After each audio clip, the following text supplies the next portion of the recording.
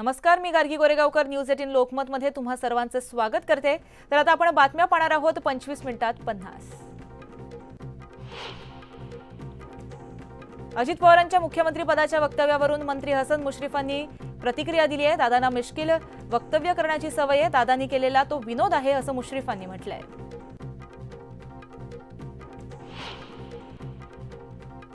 अजित पवारांच्या वक्तव्यानंतर रावसाहेब दानवेंनी ही प्रतिक्रिया दिली आहे। जेव्हा मोठे नेते एकाच मंचावर असतात, समविचारी असतात, तेव्हा अशी टोलवाटोलवी होत असते। यापूर्वी देखील गोपीनाथ मुंडे आणि विलासराव देशमुख एकमेकांना असेच टोले लगावत असायचे असं रावसाहेब दानवे म्हणाले।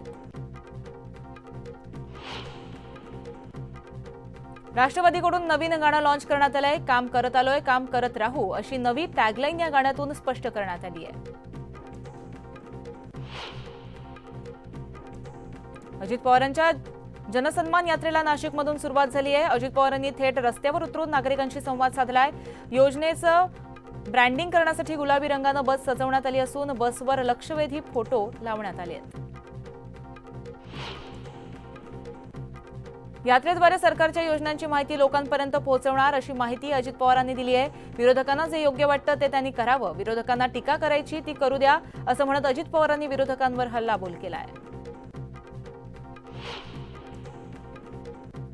नांदेडमध्ये कार्यक्रमस्थळी रस्त्यावर चिखल पाहताच अजित पवार थांबले। अजित पवारांनी चिखलातून जाण्यास नकार दिला, त्यामुळे त्यांच्यासाठी गाडी मागवण्यात आली। त्यांच्यासोबत असणारे छगन भुजबळ मात्र चिखलातून वाट काढत कार्यक्रमस्थळी पोहोचले। नवी दिल्लीमध्ये उद्धव ठाकरे आणि सुनीता केजरीवाल यांची बैठक पार पडली। बैठकीमध्ये दोघांमध्ये अर्धा तास चर्चा झाली। बैठकीला संजय सिंह, राघव चड्डा, आदित्य ठाकरे आणि संजय राऊतही उपस्थित होते।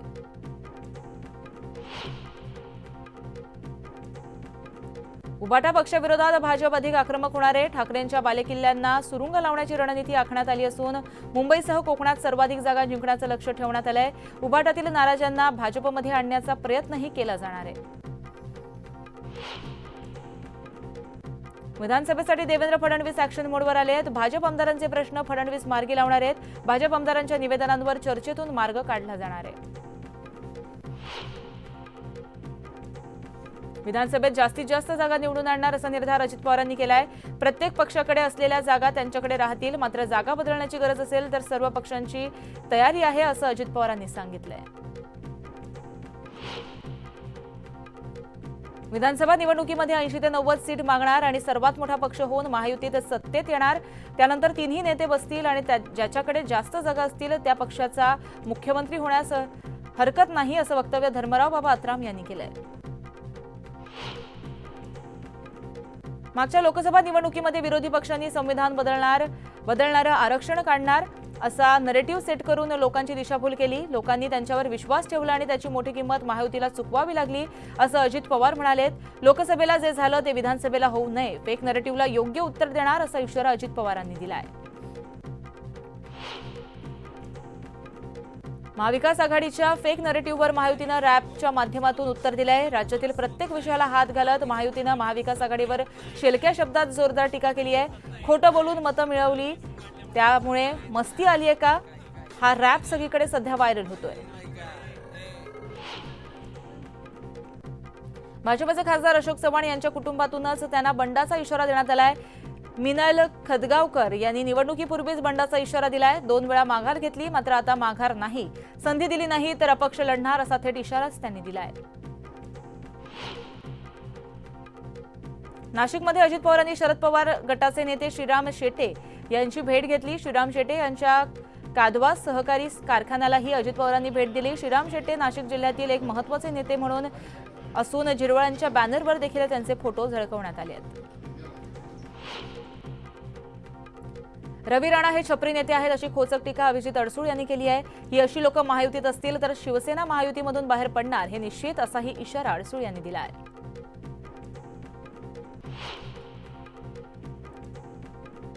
शरद पवार गटाचे प्रवक्ते विलास लवांडे यांनी धनंजय मुंडेंवरती जहरी टीका केली आहे। धनंजय मुंडे गद्दार आणि विश्वासघाती नेते आहेत असा हल्लाबोल त्यांनी केलाय। तर 2024 मध्ये परळीमधील आमदार बदलायचा असं शरद पवारांनी ठरवलंय असंही वक्तव्य त्यांनी केलंय। काँग्रेस खासदार आणि विरोधी पक्षनेते राहुल गांधी 20 ऑगस्टला महाराष्ट्र दौऱ्यावर येण्याची शक्यता आहे। विधानसभा निवडणुकीच्या पार्श्वभूमीवर राहुल गांधींचा महाराष्ट्र दौरा असणार आहे। 20 ऑगस्टला राहुल गांधी मुंबईमध्ये येण्याची शक्यता आहे। पंतप्रधान नरेंद्र मोदी 10 आणि 11 ऑगस्टला वायनाडला जाण्याची शक्यता आहे। भूस्खलनाच्या घटनेनंतर मोदी वायनाडमधील दुर्घटनाग्रस्तांशी संवाद साधण्याचा अंदाज आहे। आज राज ठाकरेंची नांदेडमध्ये आढावा बैठक आहे। राज ठाकरे नांदेड जिल्ह्यातील 9 विधानसभा मतदारसंघातील पदाधिकाऱ्यांची बैठक आणि इच्छुकांच्या मुलाखती घेत आहेत। त्यानंतर ते हिंगोलीकडे रवाना होणार आहेत।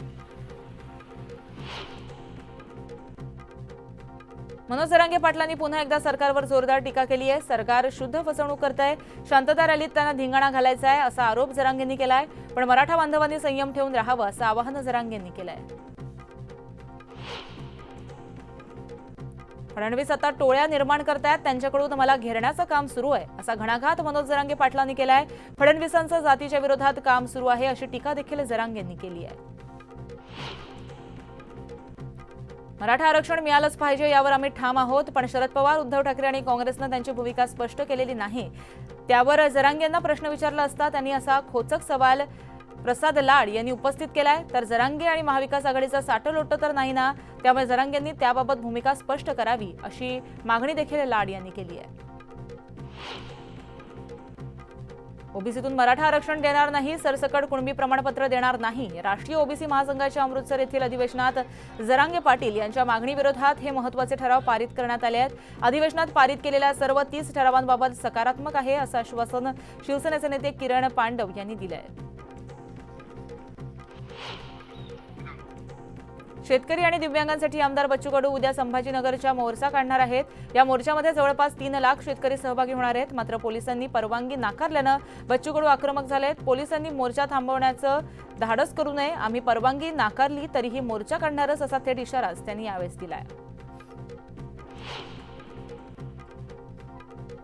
नांदेडमध्ये झालेल्या काँग्रेसच्या बैठकीत जोरदार वादावादी झाली आहे। विधानसभा निवडणुकीच्या पार्श्वभूमीवर कोणालाही पक्षात प्रवेश देऊ नये यावरून BR कदम आणि बालाजी चव्हाण यांच्यात बाचाबाची झाली।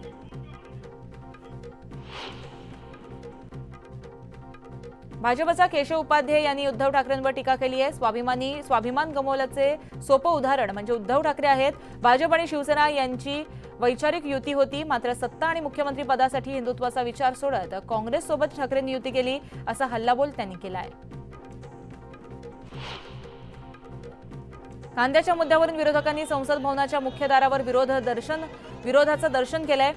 कांद्याचे दर वाढवण्यात यावे अशा घोषणा देखील यावेळेस करण्यात आल्या। या आंदोलनामध्ये महाराष्ट्रातून निलेश लंके, रजनी पाटील, धैर्यशील माने हे खासदार सहभागी झाले होते। रिझर्व्ह बँकेचं पतधोरण जाहीर करण्यात आलं असून आरबीआयकडून रेपो रेटमध्ये सुद्धा कोणताही बदल करण्यात आलेला नाहीये। रेपो रेट 6.5% राहणार आहे।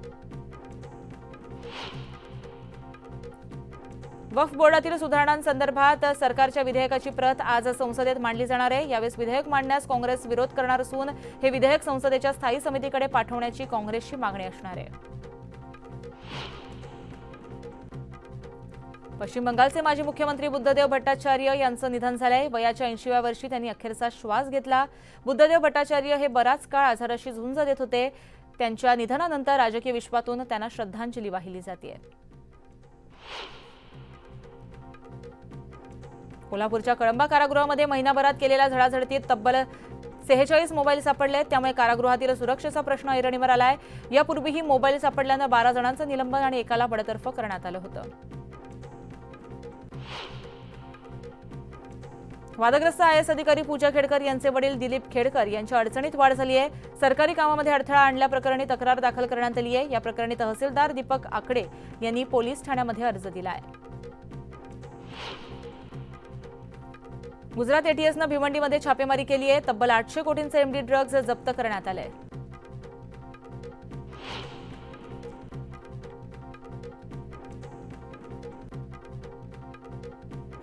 तर दादरमधल्या घटनेमध्ये खून झालेल्या त्या व्यक्तीची जी बायको आहे तिचा मारेकऱ्याशी संबंध असल्याचं आता उघड झालंय।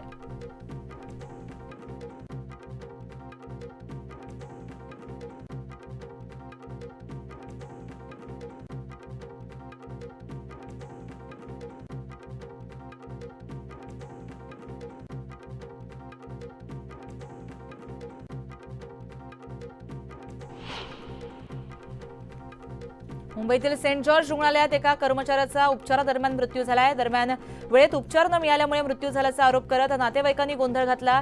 त्यानंतर 2 डॉक्टरांचं निलंबन करण्यात आलं। घटनास्थळी भेट दिल्यानंतर विधानसभा अध्यक्ष राहुल नार्वेकरांनी आज या प्रकरणी महत्त्वाची बैठक बोलावली आहे। उरणची घटना ताजी असतानाच नवी मुंबईतील सीबोर्ड्समध्ये आणखीन एका 19 वर्षीय तरुणीची हत्या करण्यात आली। मुलीला दगडाला बांधून वेलापूर खाडीमध्ये बुडवून आरोपी मुलानं पाण्यामध्ये उडी घेत स्वतः देखील आत्महत्या केली आहे। या प्रकरणी पोलिसांचा तपास सुरू आहे। मुंबई गोवा महामार्गावर कामाथे नजीक उभ्या असलेल्या एका ट्रेलरनं मागच्या बाजूने येणाऱ्या टेम्पोला जोरदार धडक दिली। या अपघातात टेम्पो चालक आणि मालकाचा जागीच अपघात झालाय। नवी मुंबईतील ऐरोली परिसरात रात्रीच्या सुमारास एसटीचा मोठा अपघात झालाय। गाडीवरील नियंत्रण सुटल्यामुळे बस थेट डिवायडरला धडकली। बसमधील 45 प्रवासी देखील जखमी झालेत। जखमींवर रुग्णालयामध्ये उपचार सुरू असून सुदैवानं जीवितहानी झालेली नाहीये। तर जळगावातील मलकापूरहून विठ्ठलवाडीकडे जाणाऱ्या धावत्या एसटी बसचं एक चाक निखळलं। त्यानंतर काही क्षणामध्ये दुसरा टायर फुटला। मात्र बस चालकाच्या सतर्कतेमुळे बसमधील 77 प्रवाशांचे प्राण वाचलेत। चांदवडच्या सोगरस येथील एका अज्ञात माथेफिरूनं रात्रीच्या सुमारास 500 द्राक्षांच्या वेलींची कत्तल केली। या घटनेमुळे शेतकऱ्यांचं मोठं नुकसान झालंय। पूर्व वैमनस्यातून हा प्रकार घडल्याचा संशय पोलीस व्यक्त करतात। या प्रकरणी गुन्हा दाखल केला असून अज्ञाताचा शोध सुरू आहे। जळगावच्या कवयित्री बहिणाबाई चौधरी विद्यापीठातील मुलींच्या हॉस्टेल परिसरामध्ये बिबट्याचा वावर दिसून आलाय। विद्यार्थिनींमध्ये भीतीचं वातावरण असून अतिरिक्त सुरक्षा रक्षकांची व्यवस्था करण्याची मागणी करण्यात आली आहे। शहापुरात 3 दिवसांच्या विश्रांतीनंतर जोरदार पावसानं हजेरी लावली। पावसाच्या आगमनानं नागरिकांनाही उन्हापासून दिलासा मिळालाय। तर सखल भागामध्ये पाणी साचायला सुरुवात झाली आहे। भीमा नदीला पूर आलाय। त्यामुळे हळी गावातील नदीपात्रा शेजारील अनेक शेतांमध्ये पाणी शिरलंय। हळी बांधारा 7 ते 8 फूट पाण्याखाली गेलाय। त्यामुळे नागरिकांना सतर्क राहण्याच्या सूचना देण्यात आल्या आहेत। स्वप्नील कुसाळे महाराष्ट्रात दाखल झालाय। पुणे विमानतळावर स्वप्नीलचं जोरदार स्वागत करण्यात आलं। ढोल ताशांच्या गजरामध्ये त्याचा सत्कारही करण्यात आला। पुण्यात दाखल होताच ऑलिम्पिक शूटर स्वप्नील कुसाळे यानं दगडूशेठ गणपतीचं दर्शन घेतलं। स्वप्नील कुसाळे यांच्या हस्ते दगडूशेठ हलवाई गणपतीची आरती देखील पार पडली। आज भारताचा स्टार भालाफेकपटू नीरज चोप्राची फायनल असणार आहे। नीरजकडून संपूर्ण देशाला पुन्हा एकदा गोल्डची अपेक्षा आहे। नीरज चोप्राकडून पदकाच्या अपेक्षा उंचावल्या आहेत। विनेश फोगाट प्रकरणावरून राज्यसभेमध्ये गोंधळ झाल्याचं पाहायला मिळालं। विनेश फोगाट प्रकरणी विरोधक आक्रमक झाले आणि घोषणाबाजी करत विरोधकांनी सभात्याग केला। विरोधकांच्या नारेबाजीनं उपसभापती जगदीश धनखड सदनातून निघून गेले। ऑलिम्पिकच्या फायनलमध्ये अपात्र ठरवण्यात आल्यानंतर भारतीय कुस्तीपटू विनेश फोगाटनं मोठा निर्णय घेत कुस्तीतून निवृत्ती जाहीर केली। मी हरले, कुस्ती जिंकली, आता माझ्यात ताकद नाही, सर्वांची ऋणी राहीन, मला माफ करा, अशी पोस्ट करत विनेश फोगाटनं कुस्तीला अलविदा म्हटलंय। हरियाणातील शूर मुलगी विनेश फोगाटनं ऑलिम्पिकमध्ये जबरदस्त प्रदर्शन केलं।